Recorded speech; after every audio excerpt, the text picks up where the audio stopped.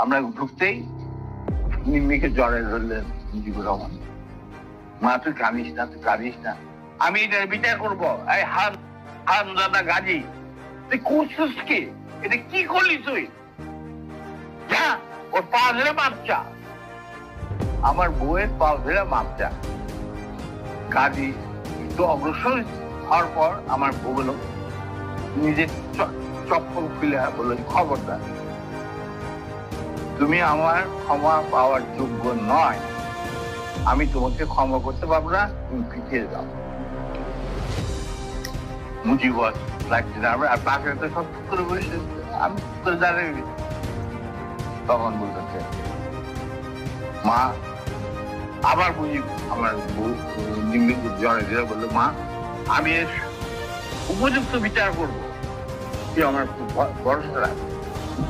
তখন আমার বউ বলছিল, নিম্মি বলছিল যে চাচা, তাদের রক্তের উপরে আপনি আজ দেশের প্রধানমন্ত্রী,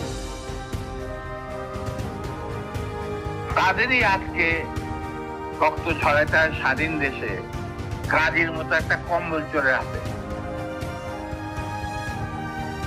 এর বিচার আপনি কি করবেন? আমি বিচারের মামলা করব, আল্লাহ তার বিচার করবে, আমি আপনাকে কোনো বিচার চাই।